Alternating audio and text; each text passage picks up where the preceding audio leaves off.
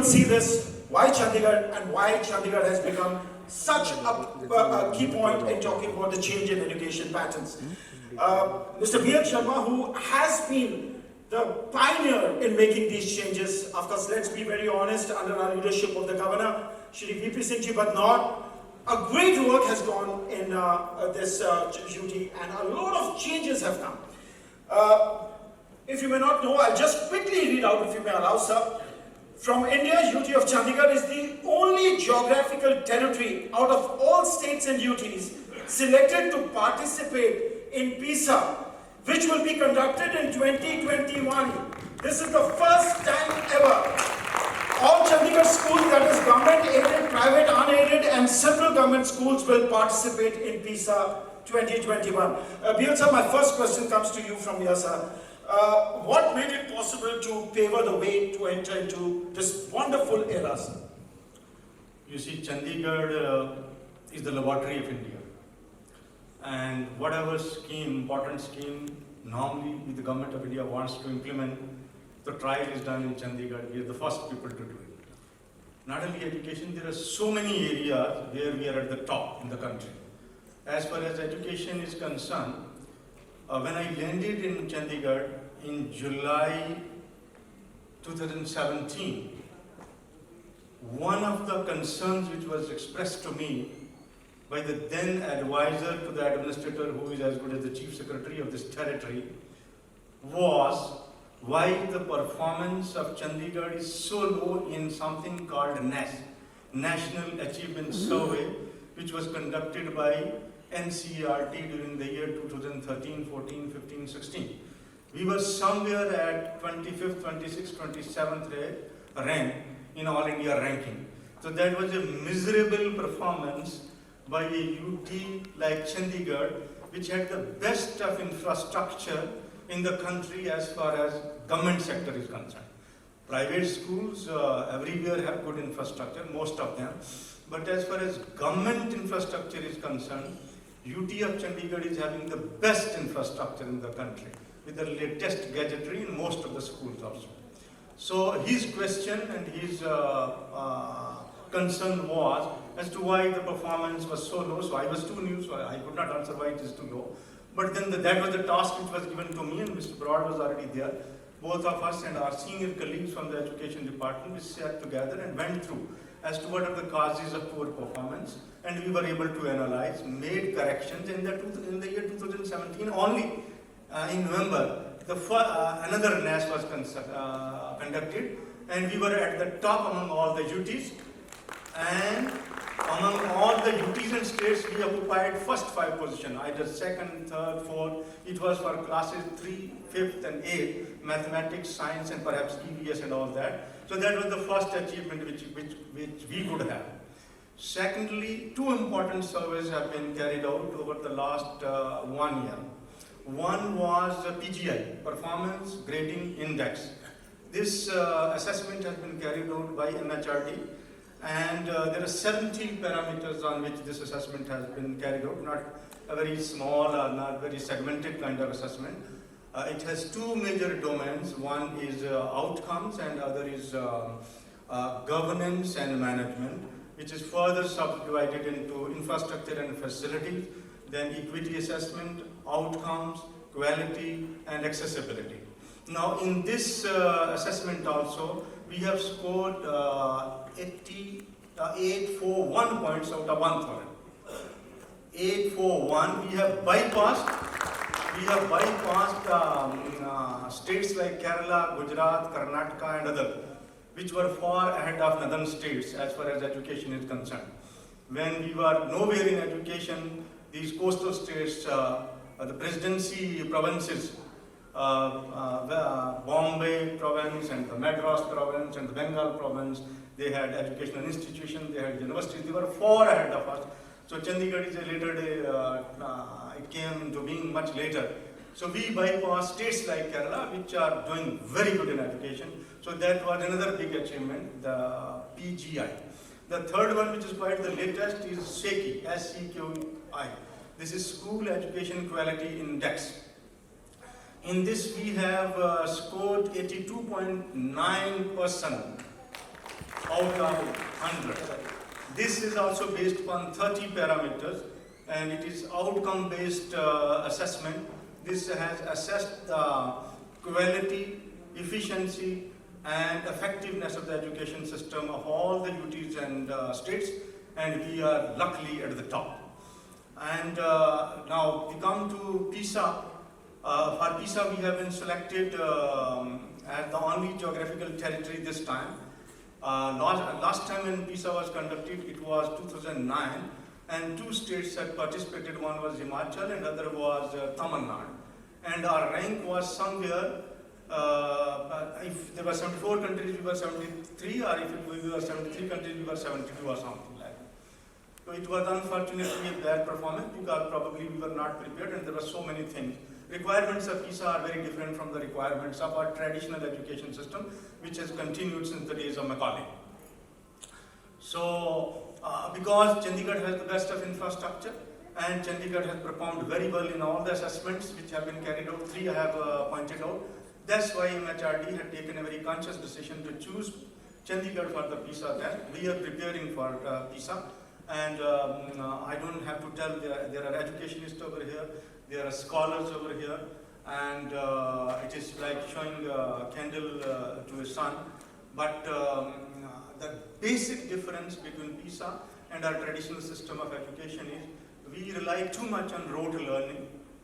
Rote learning has certain merits, but beyond certain points it ceases to have merit, it has demerits. And PISA aims at clarity of thinking, clarity of understanding, creative thinking, and innovative thinking. The child and the student should be able to use the knowledge which he or she has acquired in the classroom.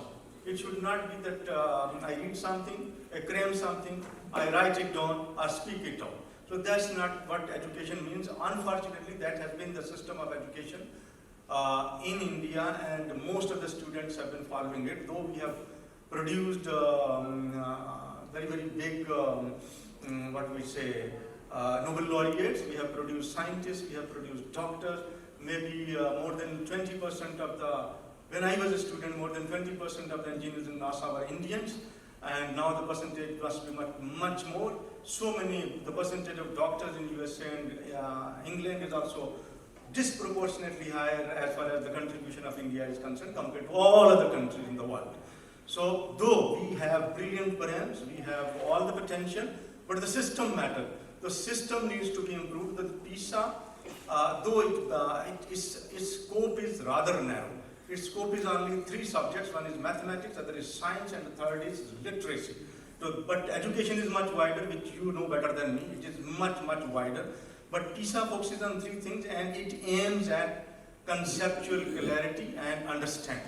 I should be able to understand what I am being taught and what I am learning, and I should be able to apply it in my real life situation. I should be able to correlate with my day-to-day living. I should be a successful member of the society when I land in the society, out of the classroom, out of the school. And that's how we view PISA, and that's what we have done. And if you pose me the next question, then I will go to the next question. It's in fact, let's join our hands for the great work done under his leadership. I think Mr. B.H. was so passionate, and every time me and Ravi went on to his office and we met him, there was so much of learning from Mr. B.H. Sharma. And you could see he was endless. He's a tank of knowledge, and he can share and share. My question to you, Mr. Barar, who is the Director of School Education, of course, UT. He just mentioned about the 3 parameters on what the PISA is testing, and that is mathematics, reading, English and Hindi, and science literacy. And the focus for PISA 2021 will be mathematical literacy. The field trial will be conducted somewhere in April, May 2020. How are we preparing for this field trial, and what are the systems coming into place? Can you share with us, please? Good morning, everyone. First of all, happy Gurpurab and warm welcome on behalf of Education Department. Under the able guidance of our worthy Education Secretary, sir, we have travelled a lot and we have achieved most of the milestones. We have got an expert group and 3 principals from private schools and 3 principals from government schools. For each subject, we have a expert group for mathematics, for science, and for literacy. And for literacy, because we have Hindi medium also, so there is the 4th parameter, that is Hindi, is also added. and that is also being looked after. So each subject is being catered by around 25 subject experts. Then we have collaborated with Khan Academy for mathematics, because during our last NIES we were little weak in mathematics and general knowledge also. So we are emphasizing more on reading, newspaper reading, and plus Saturday is bag free day. So that is the new introduction we have done. On Saturday only experiential learning, no bags, no textbooks, and we are hopeful that our score will improve much more. Very nice. Thank you very much, sir. My question to you would be next. Ladies and gentlemen, when we are talking about UT and we are talking about the government schools, let me tell you there are 114 government schools only in the territory of Union Territory of Chandigarh. Government aided schools are 7, private recognized schools are 74, and central government schools are 7. Now, these are some of the statistics, but the total 202 schools which come under UT. There's been a significant drive, and I can tell you about the last 2.5 years we have been associated with the school education. There's been a huge drive of improvement, there's been a huge drive for knowledge-based learning. What has gone beyond all this, sir? I know it's your brainchild, and the changes which have come has truly come because of your passion. But what is that you have done out of the box, sir, which has got the change here in UT, and people are now talking about UT as the role model? I am known for using couplets. I compose in Urdu.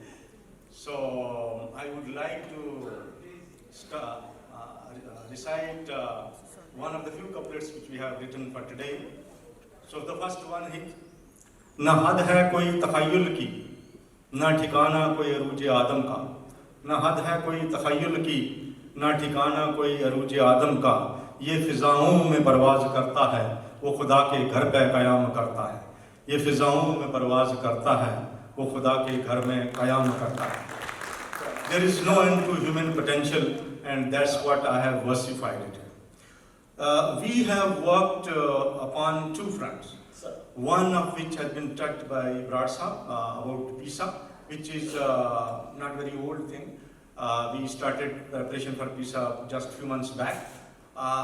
One of the important things which I came across when I landed over here was the damage caused by CCE, Comprehensive and Continuous Assessment. CC, damage caused by CCE. The CBSE schools can have a laugh at this if they want. You see, the aim and objective of CCE was very good. But you see, aims and objectives can be achieved only if you have the commensurate paraphernalia, commensurate manpower, commensurate training, and commensurate preparation, which unfortunately were not there. And that's why it was a damn failure. Consequently, neither the teacher was bothered about teaching, because there is nothing like failing and passing, no result, no answerability, no accountability. There were the parents were least bothered, because in government schools particularly, the children from the very poor backgrounds come, and their parents are busy making two ends meet. They are busy just sustaining their lives. They are grappling with their life, grappling for their livelihood. And children are very happy playing. They are least bothered in studying and studying and studying, unless you rose their quality, enthuse in them the curiosity of learning and all that. So the problem was, we came across situations where students might have reached maybe 10th standard, but they were not able to read and write or do something which is required at maybe 2nd standard, 3rd standard, 4th standard, 5th standard. So that was a challenging task. That means the system was collapsing. Something had to be done. So we worked upon something very simple. We discussed among ourselves, all of us sat together, and we prepared something called, there is a project which we have learned called Phoenix. It's a very, very ambitious project, and its basis is very simple. The basis was, NCERT has defined learning outcomes for each subject, for each chapter. There are learning outcomes which have been defined. And then there are students. Every class has a certain number of students. So in mathematics, just we have two axes. One is horizontal and the other is vertical. On one we wrote the names of the student. On the other we depicted the learning outcomes. And then grading was to be. To keep it simple, we did the job of grading it, A, B, C, D, and grading was also defined as to what will be grade D, what will be grade B, what will be grade C, and what will be grade E. And this was meant, this whole exercise, the simple exercise, which was at the initial state paper-based and subsequently it is IT-based, it was meant to ensure that each and every teacher teaches. In government schools, one of the greatest challenges is the teachers, all the teachers don't teach. There are very few teachers who teach or take interest. And if there is no accountability, then why should the teacher teach?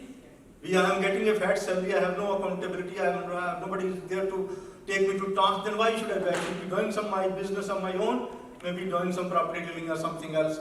So though some teachers must have been teaching, I don't know the percentages of the teachers who might have been teaching and who might not have been teaching, but the problem which was staring us in the face, that the children reach higher standards and they don't know anything. They are totally blank. And this was a great challenge, and this was a shocking position. So we devised this system, and because paper-based in today's world, paper-based system is too voluminous, wasteful and all that. So we asked our agency, one of the agencies which deals with IT matters, we asked them to prepare an application. They have prepared an application, and the project has been named as Phoenix. The phoenix, as all of you know, is the name of the bird which rises from its ashes. And when I was going to give the name, I had given two names, two words I had suggested, and then my educationist selected one of them. The one was Renasa, other was Phoenix. So they selected Phoenix, and on Phoenix I would like to quote poetic line of Dr. Sheikh Muhammad Iqbal, and it symbolizes what the project aims at. तू हुमा का है शिकारी अभी इब्तदा है तेरी, तू हुमा का है शिकारी अभी इब्तदा है तेरी, नहीं है मसलियत से खाली ये जहान मुर्गुमारी, नहीं है मसलियत से खाली ये जहान मुर्गुमारी. So when we put this project into motion, then it started working. Now I am given feedback by my colleagues, by some teachers also from the field, from reporters also, that each and every learning outcome of each and every subject or chapter of each and every student is being recorded, monitored, and interventions are being made. Now the beauty of the project is that it gives us the micro level data of each student, each outcome, and the macro level data of an entire UT. So we can identify students who are weak, we can identify students who are weak in certain subjects, we can identify even the outcomes which are where generally the students are finding in difficulty. So we have the entire data, macro level data, school, class level data, school level data, and then cluster level data and UT level data. So we can now have intervention. And may I venture to say that, to the best of my knowledge, this is the first project of its kind in government sector anywhere in this country. So in case we succeed in Chandigarh, which is our endeavor to succeed, then we will request MHRD to replicate in other states and UTs also. Inshallah, sir, that's wonderful. And let's join our hands, ladies and gentlemen, for the team which is sitting up here. I'll quickly read out. Chandigarh has been ranked second amongst the union territories in the Indian Innovation Index, which means how conducive are conditions for innovation in our UT.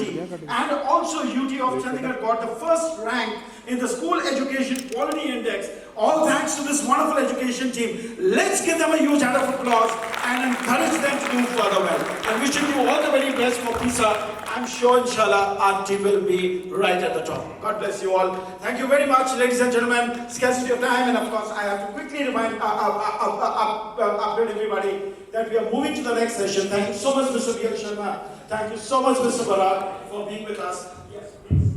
I'm feeling my duty. I think my team was very hardworking. Our teachers and my master, they have worked very hard. So the credit gives to the whole of the team. Thank you, ladies and gentlemen, for sharing phenomenal insight. May I please request Mr. Ravi Santani to felicitate Mr. B.L. Sharma and Mr. Rupinder Singh Brar.